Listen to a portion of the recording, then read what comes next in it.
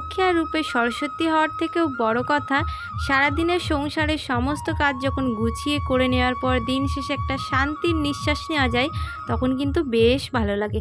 তো হ্যালো বন্ধুরা, welcome back to my channel. আশা করছি তোমরা সবাই ভালো আছো, আর আমিও কিন্তু খুব ভালো আছি।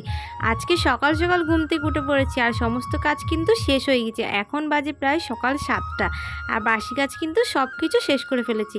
এখানে মা এসেছিলো কলা গাছ থেকে পাতা নিতে, কিন্তু পারতে পারছিল না, তাই আমি বললাম কি আমাকে দাও, আমি পেরে দিচ্ছি, তোমার কষ্ট হচ্ছে, তুমি একটু দাঁড়াও পাশে। আমি কিন্তু আগেই মুখ ধুয়ে ফ্রেশ হয়ে নিয়েছিলাম, তবুও একটু গিয়েছিলাম রাস্তার দিকে, তাই বাড়ি এসে আবার হাত পা ধুয়ে বসে গেলাম সবজি কাটতে। রান্নার তো করতে হবে না, সকাল যেহেতু শুরু হয়েছে, খেতে তো হবেই। আগের দিনের ব্লগে তো তোমরা দেখেছো চাল কুমড়োটা কিনেছিলাম, সেটাই আজকে রান্না করবো। ওই যে পুঁই ডাঁটাটা দেখলে, ওই পুঁই শাকটা আমাদের বাড়িতেই হয়েছিল। কি মোটা তাই না, বেশ ভালো লাগে খেতে। ওটাই পেরেছিলাম চাল কুমড়ো দিয়ে রান্না করার জন্য।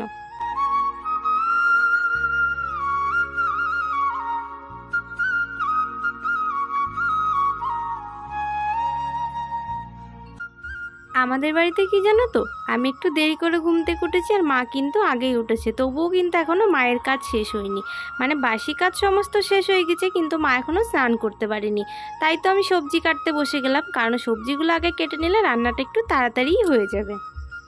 আর আজকে অনেক সকাল সকাল রান্না করার কারণটা কি, সেটা কিন্তু আরেকটাও কারণ আছে, সেটা তোমরা ভিডিওটা দেখতে থাকো, আশা করছি বুঝতে পারবে।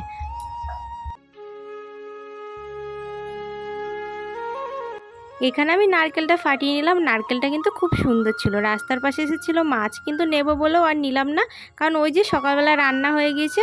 মা কিন্তু স্নান করে এসে ভাত খেয়ে নিয়েছিল, আর বসে গিয়েছিলো এখন তালের বড়া হবে আজকে আমাদের বাড়ি, ওর জন্য সব কিছু করতে। তালটাকে এখানে ছুলে নিচ্ছিল, আর তালের মাড়িটা বের করে নেবে।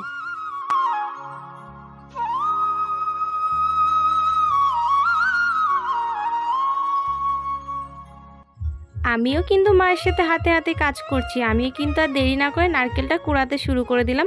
আর ছোট্ট একটা নারকেল, বেশিক্ষণ কিন্তু লাগেনি। আর এই নারকেল কোড়ার বটিটাই কিন্তু প্রচুর ধার, হাত দিতে না দিতেই কিন্তু নারকেল সব কোড়া হয়ে যায়।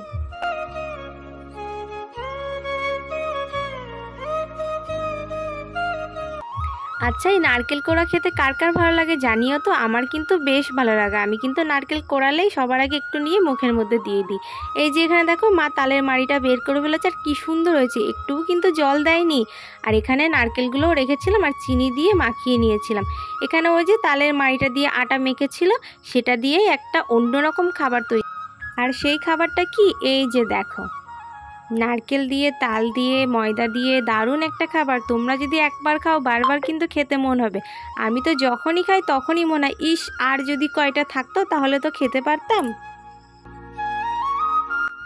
তো চলো বন্ধুরা, এটা কিভাবে তৈরি করি সেটা তোমরাও দেখে নাও।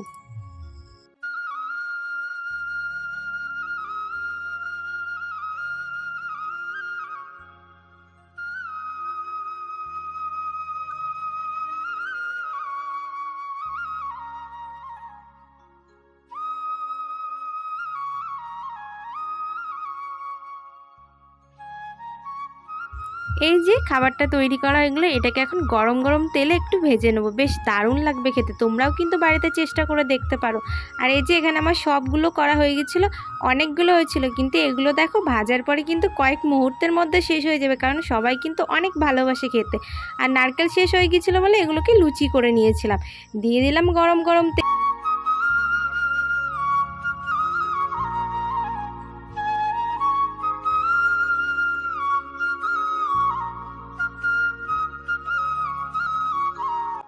একদিকটা তো ভাজা হয়ে গেছে, এক একটা এত সুন্দর ফুলেছে, নিজে নিজেই ওই দিকে উল্টে গেছে। আর বাকিগুলোকে আমি খুন্তি দিয়ে এপাশ ওপাশ করে দিচ্ছিলাম, কারণ একদিক ভাজলে আর একদিক কাঁচা থাকলে তো ভালো লাগে না। দুই দিকই সুন্দর ভাজা হলে বেশ দারুণ লাগে খেতে। আর আমার ভাই কিন্তু এগুলো খেতে খুব পছন্দ করে, আর আমাদের বাড়িতেও কিন্তু আমরা সবাই অনেক বেশি পছন্দ করি খেতে।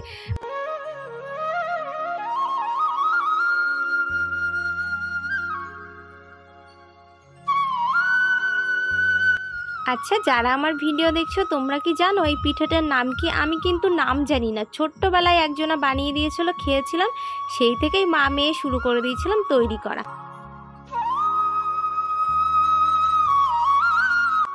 বাকি যে লুচিগুলো ছিল সেগুলোও কিন্তু ভেজে নিয়েছিলাম, সেগুলো আর তোমাদের সাথে শেয়ার করা হয়নি, আমি একদমই ভুলে গিয়েছিলাম।